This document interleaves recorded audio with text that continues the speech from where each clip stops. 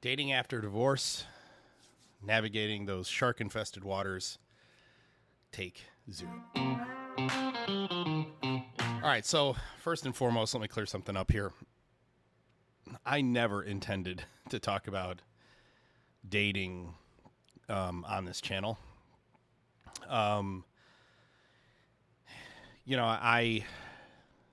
This channel is for my kids and my grandkids, and it's not just for them, but it's really for anybody who is interested in learning from my life story, because a lot of people have reached out to me and said, hey, you have a story that should be told.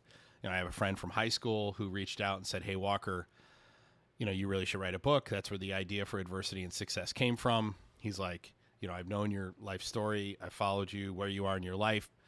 People should hear your story. And his pitch was really in the vein of J.D. Vance's Hillbilly Elegy before J.D. Vance was a controversial figure. The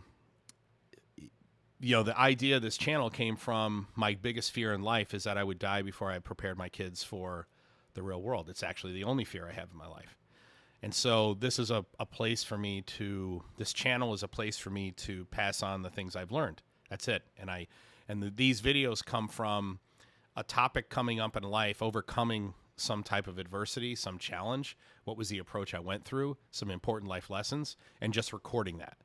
So a couple of years ago, maybe 6 months after my divorce, I shot a video which was surviving divorce, or staying focused during divorce. Because a lot of people in the community, the other community that I'm a part of in my professional life, wanted to know how is it I stayed focused running multiple companies in spite of the fact that I'd gone through a divorce. How did you stay focused? And so I thought, that would be an important question to answer for my kids or my grandkids. So why don't I'll answer it.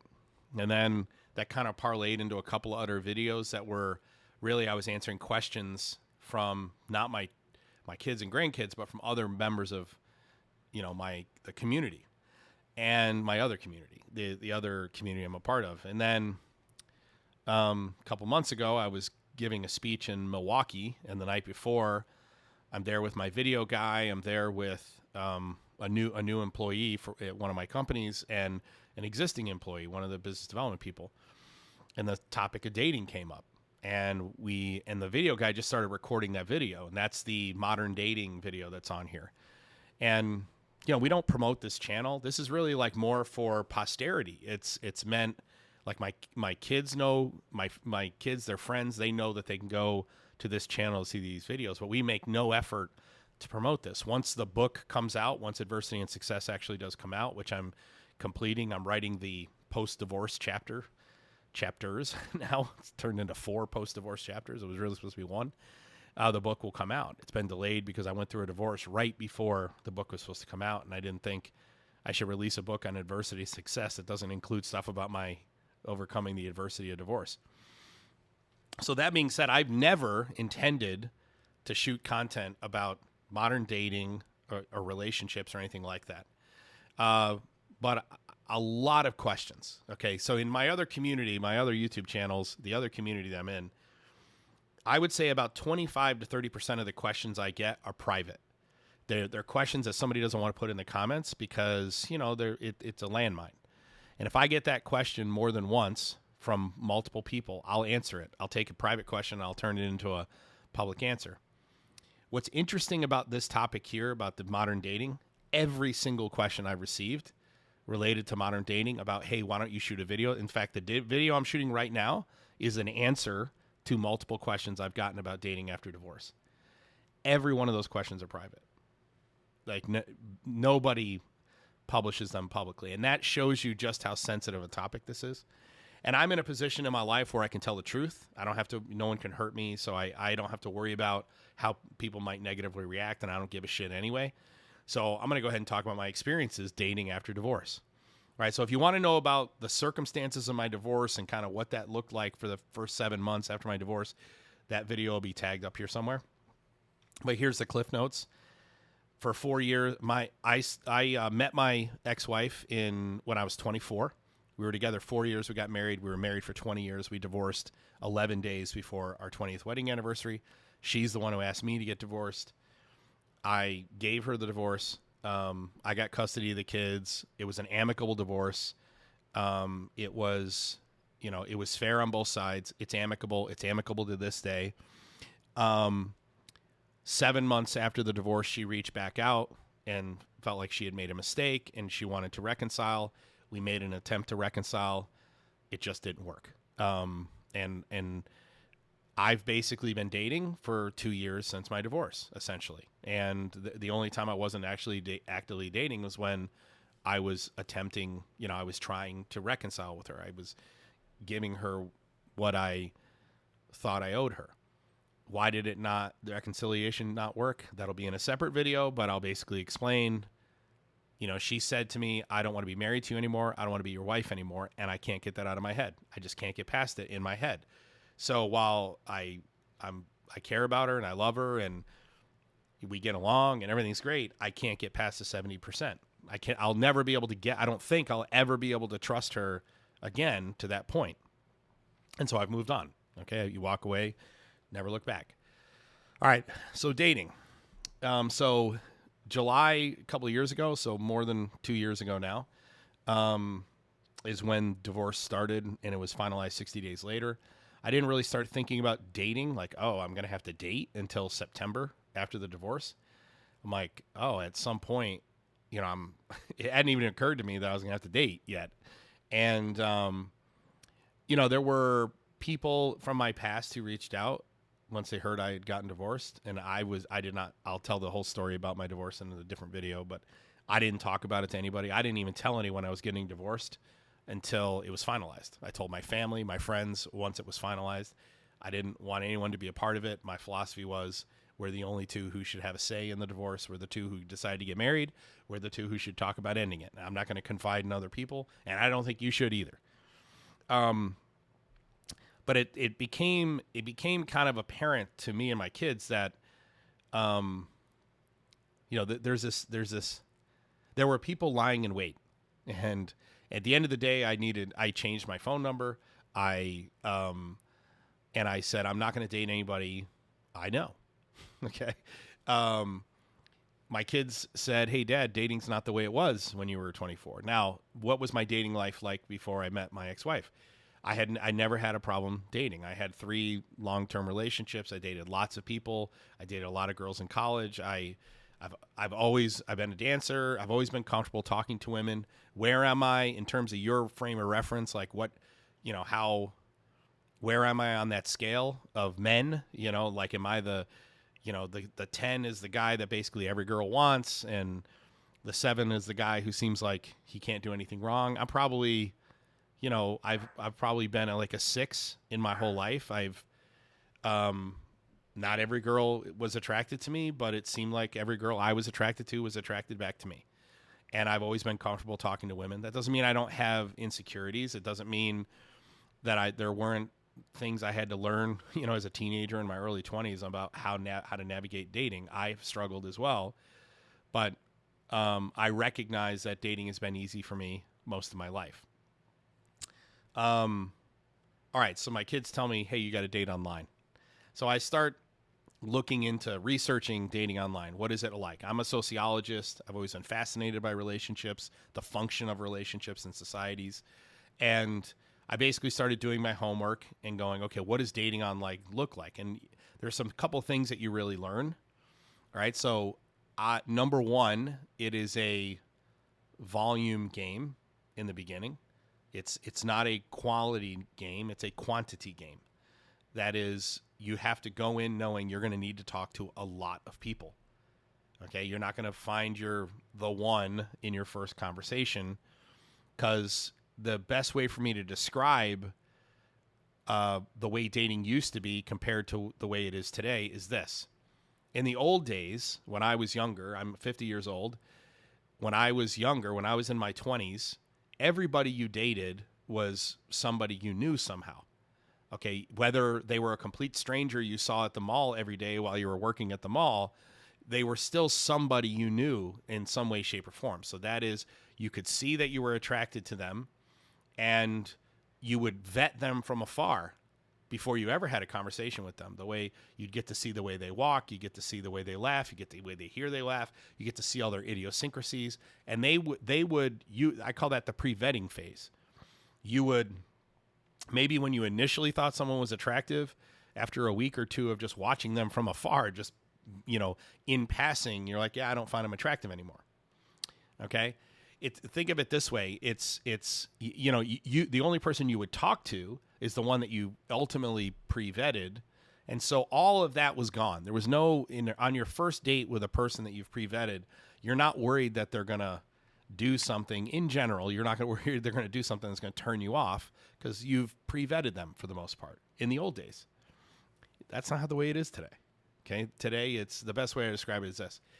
Think about, if you're in a room full of people, let's say you're in a bar and there's 100 people in there, okay? 50 men, 50 women. How many of the women are you going to find attractive out of the 50 women? And I'm only talking to the guys here. I cannot give advice to women. There's a couple of pointers I could give women. Hey, you should probably avoid doing these things, and you should probably be focusing on highlighting these things if you want to have more success in dating. I could do that. I can only speak from the perspective of a guy. Okay. So I'm going to speak from the perspective of a guy, and I'm not going to apologize for it. Imagine you're in a bar. There's 50 women in there, 50 guys. How many of those women are you going to find attractive? In my experience, it's about 5, right? So it's about 10% of the population you look at and you go, oh, they're attractive, right? Now imagine you get a chance to go talk to all 5. How many of them are you going to have chemistry with? Well, the answer is about half of them, because I think the chemistry thing is another 1 in 10. So we find 1 in 10 women attractive, and then we have like immediate chemistry with maybe 1 in 10 of the women we find attractive. Okay? If you go out with all the women that you find that you have chemistry with, so the 1 in 500, okay? So the 1 in 500 women you have some level of chemistry with. How many of those are going to move you emotionally? Okay, how many of those are going to move you emotionally? Like, how many people move you? They imprint on you for the rest of your life, in your whole life. Fucking 3, 4, 5 people. So think about it. You meet tens of thousands of women in your life, hundreds of thousands maybe, and 3, 4, 5 actually leave an imprint on you. Okay. So the difference between dating in the past is that you would have to go out with fewer women because you were pre-vetting them before you ever went out with them to find the one that you had chemistry with. Likelihood is you're likely only going out with the people you have chemistry with. So you're never even asking somebody out until you've gone and talked to enough attractive women where you've got chemistry. She likes you, you like her. Chemistry is a two-way street. And then you say, hey, let's get together. You get together. How many of those do you really hit it off with? You know what I mean? 1 in 5, 1 in 10. And so the difference between dating back then is that you only had to go through the 1 in 5. You had to go through that 1 in 5. I'm only going out with the people I got chemistry with. So that's the 1 in 100 women, okay, that you saw in the bar, okay? The 1 in 500 women that you saw in the bar, okay? And now you're only going out with the ones you have chemistry with. And then, so now you've only got to go out with 3 to 5 women or so before you strike lightning. In the old days. Today, you're going out with every single woman that you're attracted to. All 5 of them you saw. And you got to go out with 10 before you feel chemistry. And then you got to go out with 10 that you have chemistry with. You got to go out with 10 that you have chemistry with before you feel anything more than just immediate chemistry. It is a pure volume game. And before I ever even went on a date, I realized that because of all the research I was doing. All right, so how did I decide which apps I was going to get on? Well, in my head, I was like, if I started looking at what all the apps were, right? Christian Mingle, eHarmony, Tinder, which I just eliminated immediately, Bumble, I never did Hinge either. So, and I really narrowed it down to two. I was like, okay, eHarmony is the one. That's the serious place. It's going to take, there's probably going to be fewer people there, but there's going to be more quality at eHarmony. There's going to be more volume on Bumble. I'm going to do both. eHarmony, I had to, you had to pay, whatever, $400, $500.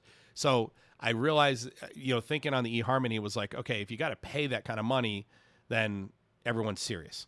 And then Bumble was where you just it was a volume thing. And I started researching, okay, how do you even get started?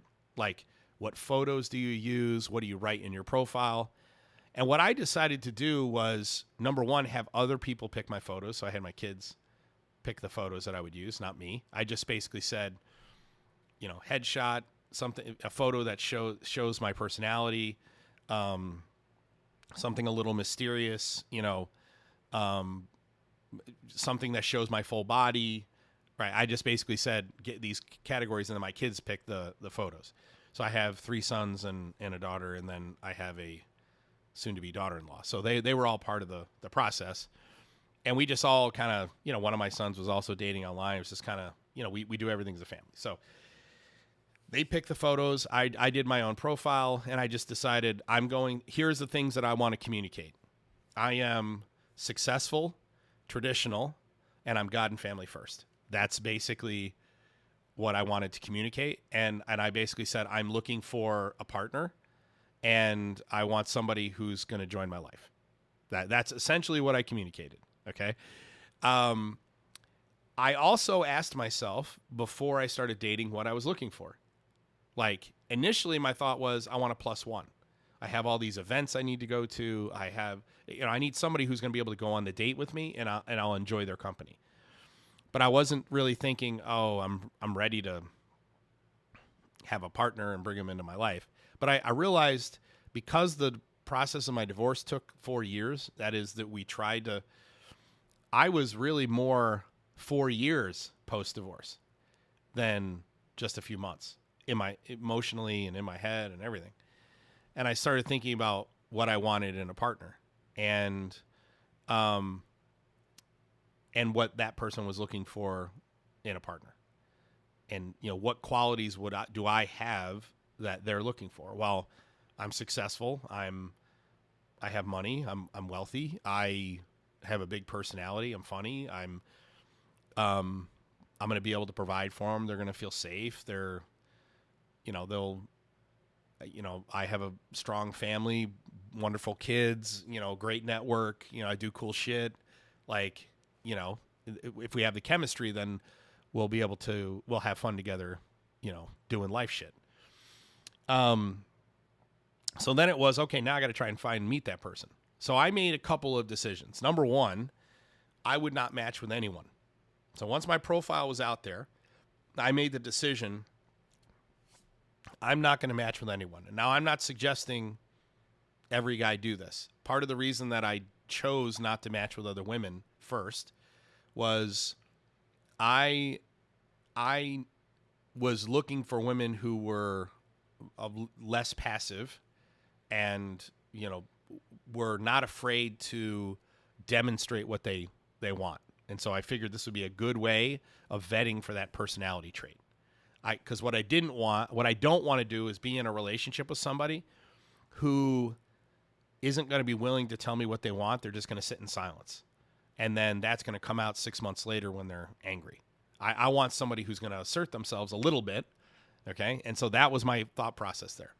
Also, I knew that I probably, because of the way I look, I have green eyes and a big smile, and, I'm fit, and, I'm built, and that it wasn't going to be, I didn't think that there would be women who would look at my photos and not at least be a little bit interested. There would be women, not all women, but there would be women. So I didn't think that I would get no matches, right? That was number one.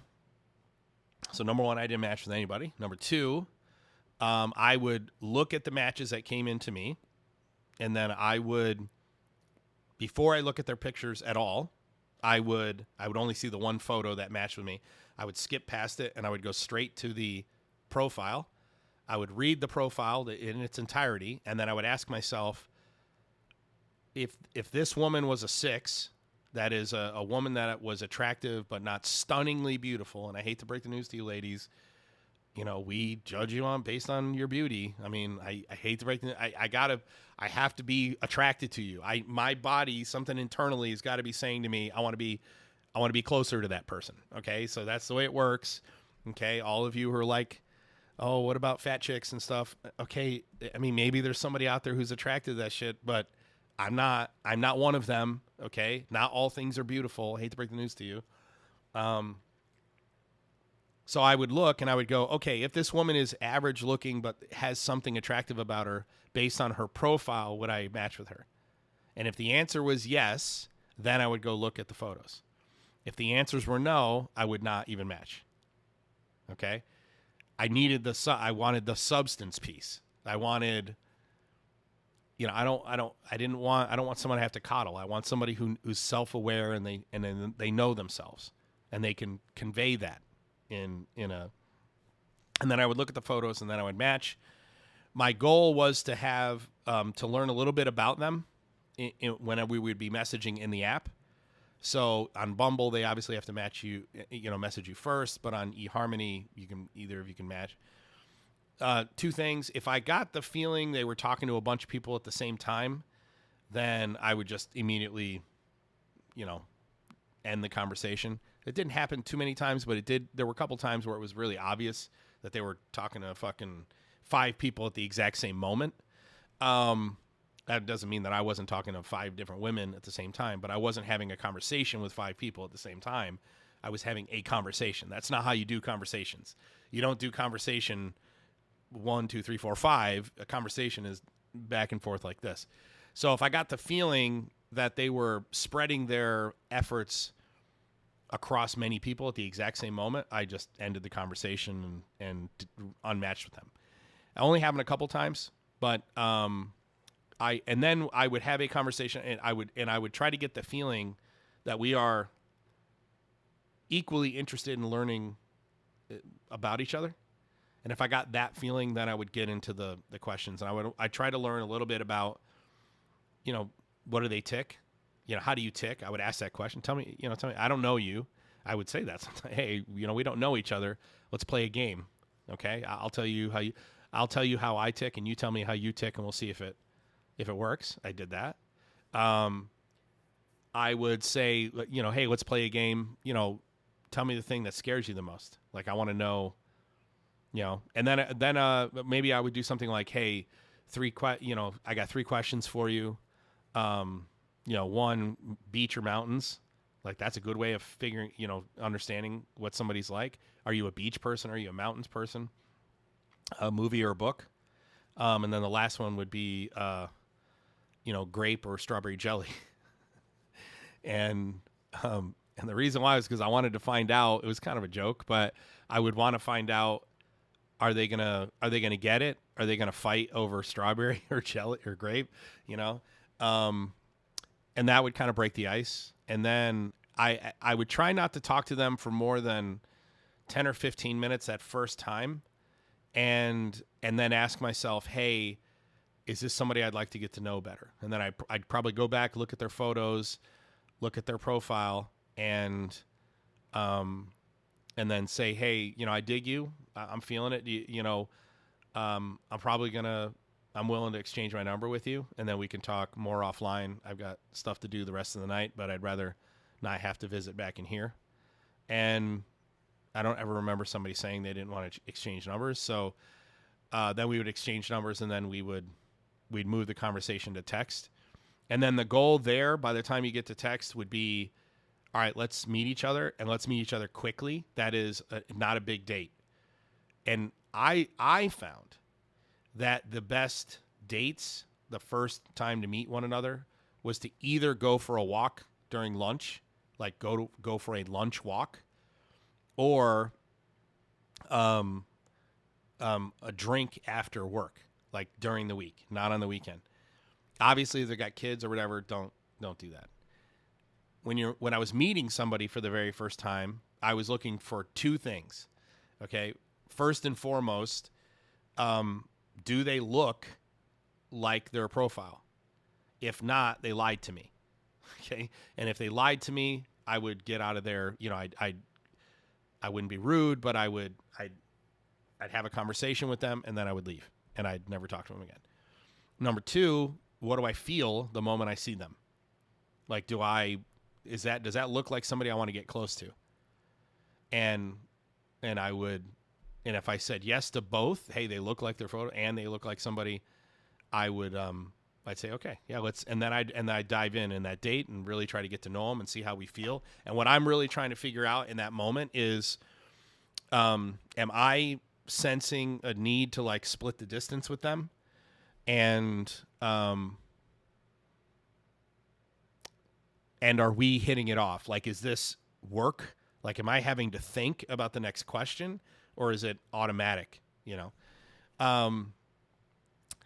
And then from there, it's, from there, it's, the steps to relationship. You have to ask yourself what you're looking for. Like, are you trying to get laid? Are you, like, for me, I've always thought getting laid was really easy. I've never felt desperate, and I had this conversation with Noah in that other video. He was like, a lot of men are just craving the attention. And I get it. Believe me, I get it. But my advice to those men, if you feel that way, if you like really feel like something's missing and you feel like you need a woman in your life, women are not the things you should be thinking about. You should be thinking about what is it women are attracted to and why do I not have them in my life? Because for me, you can't focus on women. Women in your life are a byproduct of you being a man of purpose. Like I chase excellence, I'm goal oriented, I chase achievement, and a byproduct of that has been women find me attractive. Not all women, but some women find me attractive. And if you're feeling this desperate need for female attention, you should probably take inventory about your purpose. Not, do I have ripped abs because even if you're a really attractive guy, but you have nothing going on in your life, there's nothing bigger than the way you look, then the women who are going to attach themselves to you are not the women that you want to be with. It's sort of, our lives don't happen in a vacuum. All right, so what has my dating experience been like over 2 years? And what did I learn, okay, from dating online? So first off, I don't date online now, and I have not since December of last year. So it's middle of September. It's been 9-something months. I had 2 periods in the 2 years since my divorce. I had 2 periods of about 3 months where I dated online, okay? The first period of me dating online ended when my ex-wife reached out to me and wanted to try and reconcile. And we spent a couple of months trying to do that. It was a very slow and gradual process. And after a couple of months, I just said, it's not going to work. And I'm sorry. And I waited a few months and I didn't date at all. And then I told her, hey, I'm going to start dating again. And then I dated online for a few months. I would say here are the basic numbers. I've had, let's say 1,000 women matched with me in over the course of 6 months on 2 apps. 1,000 women matched with me. I matched back with maybe 100 and talked to nearly all of them. There were a couple that I matched back with and we didn't have any conversation, but let's say I talked to all of them. I matched with 100 and had conversations with 100. I got to that give my number to somebody 40 times. Of the 40 times, I went out with 20-ish. Of the 20 I went out with, all of them wanted to go on a second date, so I didn't have anybody not want to continue going out. Nobody's ghosted me. I felt like I did a good job of vetting. I think if you're getting ghosted or women are telling you they don't want to go out with you again, you're not selecting the right dates. That's a clear if there's anything I've learned, it's that, because I'm not that great. Okay. I mean, obviously, I'm not so wonderful that everybody's going to want to fucking go out with me. You know what I mean? So of the 20 I went on first dates with, I went on second dates with 13, 14 maybe. And I had relationships with like 7 or 8. The longest relationship was 6 or 7 months. And that was last December. I met a woman she was great. I mean, wonderful. And she really stood out. She was different than the other women I had dated. She hadn't imploded after her divorce. She took a couple of years to like really develop herself and figure out what did she do to contribute to her divorce. She didn't blame her husband her ex-husband for all of her problems, even though she didn't really like him that much. But at the end of the day, it just fizzled out. We were both really busy. And it just fizzled out. We couldn't make the schedules work and the lives work. We just couldn't make it work. But that was the only real, like, I dated other people and and went out with them a lot. I mean, I would say I had a lot of like 6-week relationships, but I was looking at these phases. Like, phase 1 is I want to get close to you. I know I'm into you. Phase 2, do I like you? And oftentimes you're finding out you like somebody after you sleep with them for the first time. Men, the whole post-nut clarity thing. And that's why I tell guys, like, unless getting laid is your goal, like you're okay with moving fast and maybe ruining something. Wait, I don't understand why everybody's in a hurry, and then, I had a bunch of like 6-week relationships that I ended, and I always ended them the same way. I'd be like, hey, I think you're beautiful and wonderful, but I just don't feel it. And I'm sorry. And I wish you the best. I didn't have anybody, break up with me. I didn't, the closest thing I had was there was a woman I matched with. We had a great conversation. We really hit it off. We matched together. We had a couple of great conversations. And then a couple of days later, she reached out and said, hey, just let you know, like, I reignited with an old flame, and I really want to try and see what's going on there. And if it doesn't work out, I'll give you a call. And I remember thinking, she just made me the backup plan. It's like, but let me take this, the dating online thing. If you're a guy who just got divorced, here are some important things. Number 1, don't go too fast in dating. Dating needs to not be a priority to you. Like, it wasn't a priority to me. It was like number 5 on my priority list. I never really went in caring all that much whether or not it worked out. It doesn't mean that I didn't care. It was just, it wasn't a huge, it was more, hey, I'm trying to figure out if I like you. I was never worried if someone liked me. Number 2, most women are going to lie to you about stuff. I mean, I don't know if most men are lying, but I know most women are. And maybe most men are. I don't know. I don't date guys. But what I do know is most of the women lie, at least tell white lies about stuff. And you should be prepared for that. A lot of it's centered around, you have to ask. You can't, you're not going to get your answers in direct questions. You're going to get your answers by reading between the lines. A couple of other things, if you're a attractive middle-aged guy in good shape who is, you're the kind of guy that men want to hang out with, and you're the kind of man that women want to be with, and you're well off, you could at least afford to pay for dates and stuff, you're not going to have any problem if you approach it right.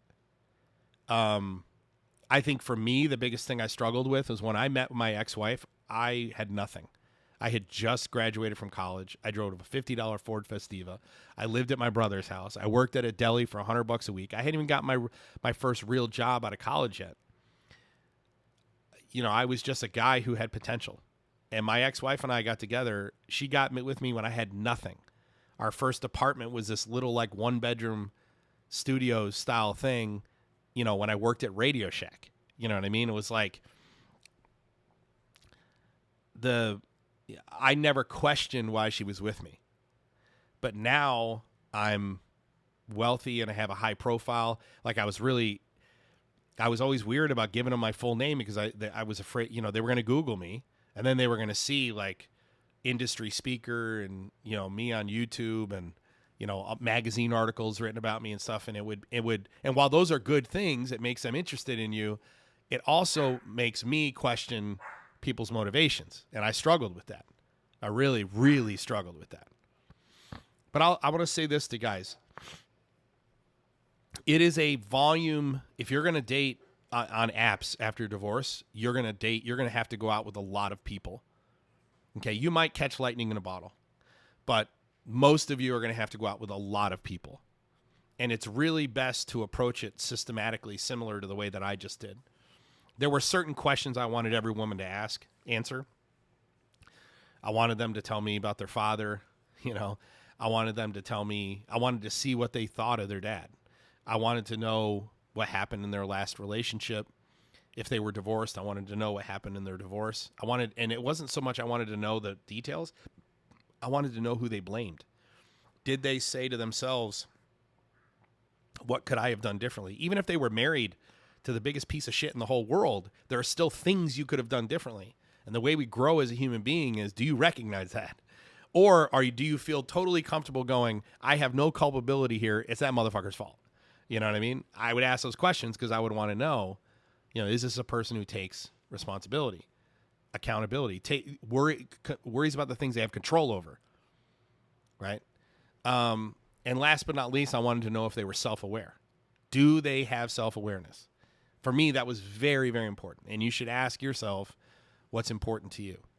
Let me answer a couple of other questions that I got. So what would my recommendation be if you're going to be dating after divorce? I think you should probably date online just to see what it's like, but don't date online thinking you're going to find love. Like you could, you know what I mean? Like the girl I dated from December to, you know, there was real potential there. Like there was real potential. It just didn't work out. We lived, 30 miles apart. You know, she had custody of her kid every other week, and I own companies and I have to prioritize my team and my family. So it was there were so many times where we planned to get together where we had to cancel because something came up. Either something came up on her side or something came up on my side, and it just didn't work. So, but I think it could have, you know, it certainly had the potential. Number two, you know, you may have to settle for a non-traditional relationship, right? I've dated women I knew from my past, and I've gotten a lot of support in you know, leaning on people who knew me when I was younger, but in my head, I'm so close to my ex-wife. We don't see each other every day, but like we do a family dinner on Wednesdays and all of our kids are together, and she still works for one of my companies, but she doesn't work for me directly, but she still works for one of my companies. So I talk to her, you know, 3 times a week, probably at a minimum. And, you know, we're close, and it's like, Jesus. First off, I don't talk about my dating life to her. She knows I'm dating, and I tell her whenever she like violates a boundary or whatever, I say, hey, you know, like I have a life. I don't talk to you about my life, but I have one. And, you know, we have to respect boundaries here. But I have asked myself, like, how am I going to fucking get into like a real relationship? if I'm that close to my ex-wife, would I date online again? That was another question somebody asked me. I would say maybe, but probably not. I can tell the details if you guys want to know the details. Like when I did start dating online, how did I go from like a huge influx of women matching with me to whittling that down to a couple people I'm going to go out with, to how do I decide which one I'm going to invest in? Like I can go through that process if you want to. I studied a bunch of material about like how to handle online dating and how to just handle the sure, it's a volume number. For those of you who, if you say, hey, no one's matching with me, I'm struggling. Okay. That means you have to focus back on your purpose. Okay. If you look at me genetically, like the things that are just uniquely genetic, that is the things I have no control over. That is, there's nothing I can do about them. I have green eyes. I have a big smile. I take care of my teeth, but I've always had this big smile.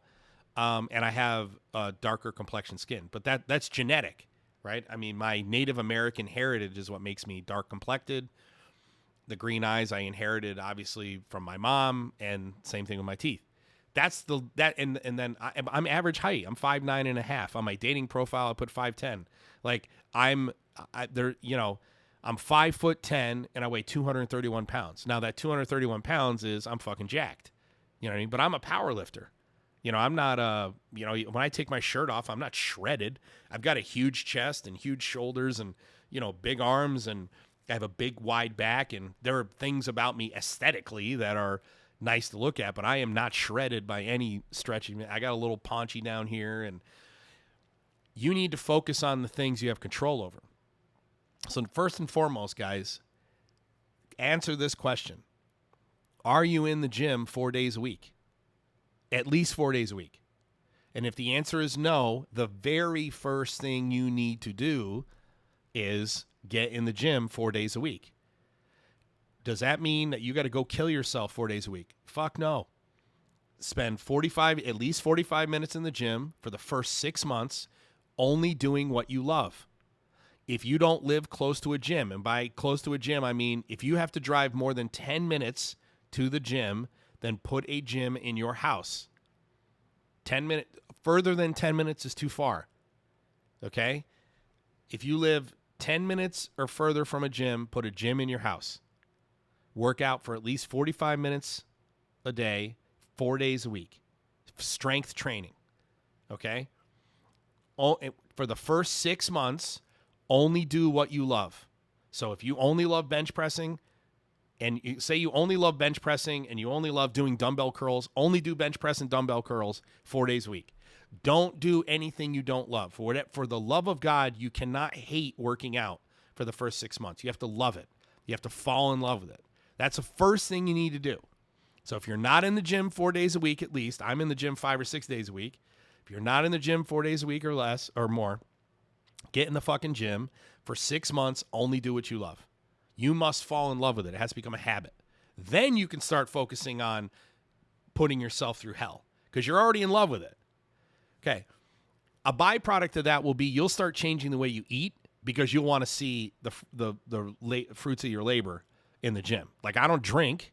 I used to drink casually. I don't drink unless I'm 48 hours. It's more than 48 hours after I've worked out, or more than 48 hours since I'm gonna work out again, and that filters out everything. I hardly ever have a drink, and I used to love to drink. Right. Number 2, define what your purpose is. What is my purpose and mission? Like not, what is it? What is the dent in the world I'm putting out there? How am I affecting impact? What is my impact? Okay. And number 3, identify what your style is. Okay? Like, I do not put a lot of effort into how I look. I wear the same type of clothes every fucking day, but my style is like gym power lifter. Okay, this shirt is an athletic style, flexible shirt, but it's something I can get away with in a business meeting plus in my everyday life. I wear barefoot shoes most of the time, so the flat shoes. I wear athletic pants all the time. When I dress up into jeans, nice fitting jeans with a pair of cowboy boots, and I'm generally wearing like an athletic shirt underneath and a vest. That's my style. My style is pretty simple, but you need to define what your style is, and it needs to look good. It needs to look good to the type of woman that you want to attract. Okay? It really is not nearly as complicated as most people play it out to be. But I'll say this. The most important trait that you must have when you are dating is confidence. You must know what you are good at and what you're not good at, and just focus on those things you're good at, and that will get you confident. Confidence comes from achievement, right? I am confident as a father because I've raised good kids. I am confident as a businessman because I have built successful companies. Before I built a successful company, I was not confident in my ability to do so. I am confident now. All right, I'm trying to think if there was any other. Oh, what about just sleeping around? That was the other question. Hey, should I just go and sleep around? The answer is, if you want to, more power to you. I don't think it's good for the soul.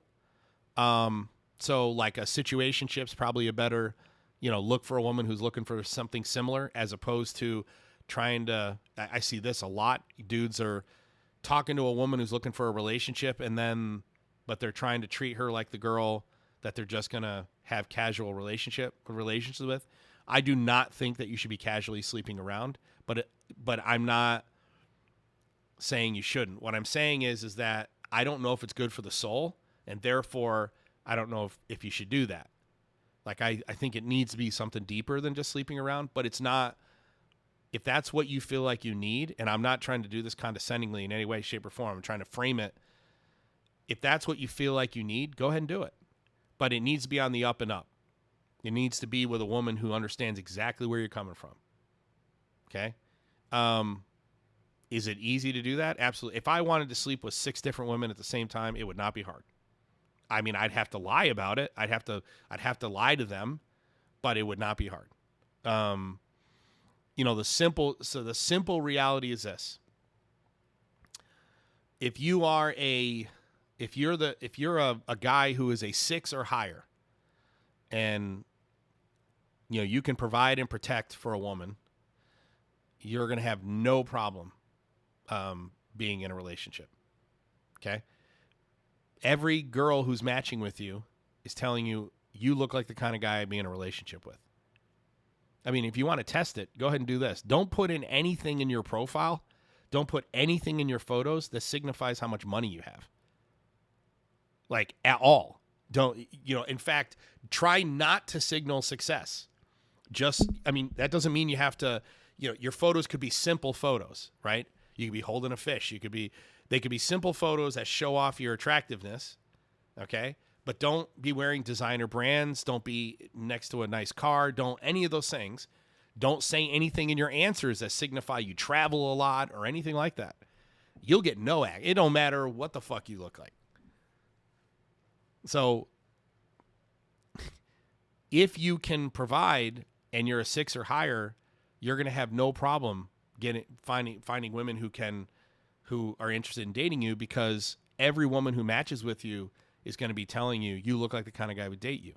On the flip side, for a woman, every guy who's matching with you, the only thing he is signifying to you is you look like the type of woman I would sleep with, and try to figure out if it's somebody I would date. That's a difference between men and women. It doesn't mean that we're going, hey, I want to sleep with you. What we're saying is you look like someone I would sleep with. A girl is not saying you look like a man I would sleep with. It's you look like a guy I would consider having a relationship with. It's totally different. And there are a lot of women out there, unfortunately, it sucks, are going to die alone. Enormous amounts of women are going to die alone and not be happy about it. And there's a big chunk of men who are going to die alone. But they're going to be way better off. They're going to be more okay with it than the women are. And that's not to say that they're going to be okay with it, but they're going to be more okay with it. They're going to accept it more. Why? Because their whole life has been about accepting shit they can't control. Okay. All right. Hopefully I answered all the questions. If not, I didn't write them down. I'll do another video. I'll definitely do another video on this topic. If there's any other questions that you wanted me to answer specifically about my experience, if you want me to go through like the mechanics, like how did I actually set up my profile, set up my dates, like that first weekend I went on 4 dates. That first weekend that I was dating, I went on 2 Saturday, 2 Sunday. How did I structure the dates? What were they like? How did I decide if I was going to go out with any of them again? I'm happy to go through all that stuff too. If you guys want to know the actual details about it, I'll do that stuff too. All right. With that, like, subscribe, comment down below. See you in the next one.